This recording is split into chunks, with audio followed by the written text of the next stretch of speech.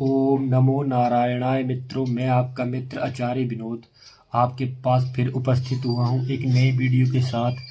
बहुत सारे मित्रों के ये प्रश्न आ रहे थे कि गुरु कैसा होना चाहिए। प्रिय मित्रों, गुरु ऐसा होना चाहिए जो खुद भवसागर के पार गया हो, जिसे इस बात का ज्ञान हो कि कहाँ फूल आएंगे, कहाँ कांटे आएंगे, कहाँ खड्डे आएंगे, और उसे आत्मज्ञान के बारे में पता हो। जिस गुरु के पास ज्ञान नहीं है, ऐसे राह पर चलते फिरते किसी भी व्यक्ति को गुरु नहीं बना लेना चाहिए। मैं ये नहीं कहता आप मेरे को गुरु बनाइए, मैं खुद भी गुरु किसी का गुरु नहीं हूँ। मैं सिर्फ राम नाम, राधे नाम, महादेव नाम, सिर्फ इनकी माला जपता हूँ। इसके अलावा मेरे को गुरु बनना भी नहीं है। पर आप गुरु उसको चुनिए जिसके पास राम नाम की माला हो, कृष्ण नाम की माला हो। गुरु, आप जब भी किसी गुरु के पास जाएंगे तो वो आपको नाम देंगे, एक शब्द देंगे। क्योंकि अगर मन को कोई रोक पाया है, कोई जकड़ पाया है, उसके जो चंचलपन स्वभाव को कोई रोक पाया है, तो वो है सिर्फ शब्द।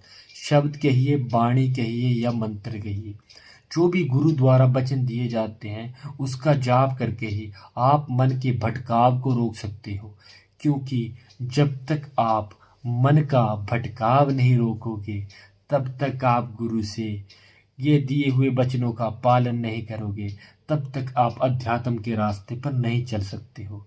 अध्यात्म का रास्ता इतना भी आसान नहीं है मित्रों, बहुत मुश्किल रास्ता है। जब आप अध्यात्म के रास्ते पर, आपको मैं एक सिंपल सी बात बताता हूँ मित्रों, बड़ी बातें नहीं। आप आधा घंटे के लिए एक कमरे में एकांत बैठ के अपनी आंखें बंद करके अपनी भंवरों को, अपनी आंखों के ब्लैक आइज को भंवरों के पास लेके जाइए, और आधा घंटा भी अगर आप चिंतन कर पाए तो मैं आपको मान जाऊंगा।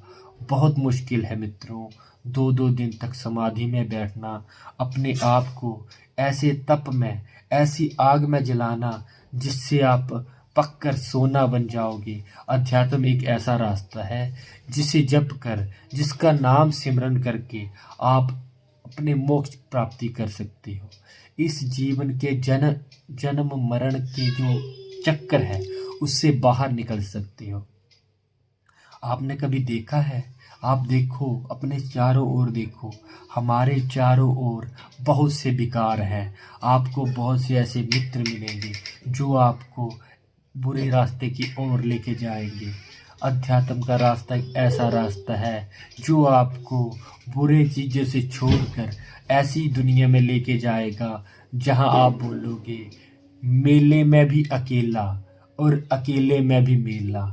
जब आप कभी मेले, जो व्यक्ति अध्यात्म के रास्ते पर चला होता है, जिसको थोड़ा बहुत भी ज्ञान मिल गया होता है, वो अगर मेले में भी जाए ना, तब भी वो अपने आप को अकेला महसूस करता है। और जब अकेला होता है तब भी वो मेले में ही होता है। क्योंकि शब्द नाम की माया ऐसी है वो बंदे को, आप खुद सोचिए, आपको मीठा पसंद है और आप मीठा छोड़ने की कोशिश कर रहे हो।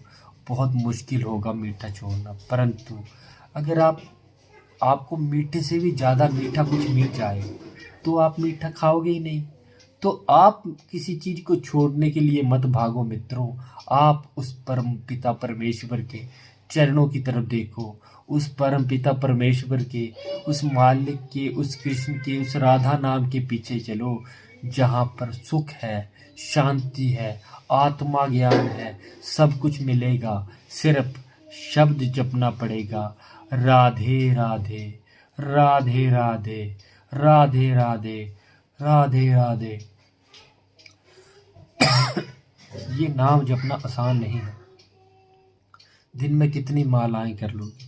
1, 2, 3, 4, ऐसा नहीं है। संसारिक व्यक्ति के लिए भगवान पाना बहुत आसान है, क्योंकि भगवान की प्राप्ति संसारिक में ही अपने कर्मों को करते हुए ही हो सकती है। कर्मों के विमुख होकर भगवान प्राप्ति नहीं हो सकती मित्रों। कर्मों के साथ ही भगवान प्राप्ति हो सकती है, मोक्ष प्राप्ति हो सकती है। तभी मैं अपने सभी भाइयों को ये बताऊंगा कि गुरु जब भी धारण करें, गुरु निष्पाप, निष्काम, निष्वैर होना चाहिए। जिस गुरु में काम, बैर, लालच है, वो गुरु बनने की योग्य नहीं है। गुरु आपसे कभी दक्षिणा नहीं लेगा, गुरु आपसे कभी दीक्षा नहीं लेगा। गुरु के पास होता है ज्ञान, और ज्ञान भी ऐसा जो पानी की तरह पवित्र होता है, वैसा ज्ञान। ज्ञान तो कई बंदों के पास होता है, कई व्यक्तियों के पास, व्यक्ति विशेषों के पास ज्ञान होता है, पर वो ज्ञान नहीं होता।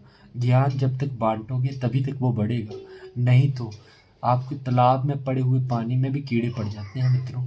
तभी हम सभी को ज्ञान बांटते हैं, क्योंकि ज्ञान एक ऐसी गंगा है, आप जितना बांटोगे उतना बढ़ेगा। मित्रों, ज्ञान ही ऐसा अमृत है जो हमें इस भ्रम से दूर करके उस परमपिता परमेश्वर के चरणों से मिला देता है।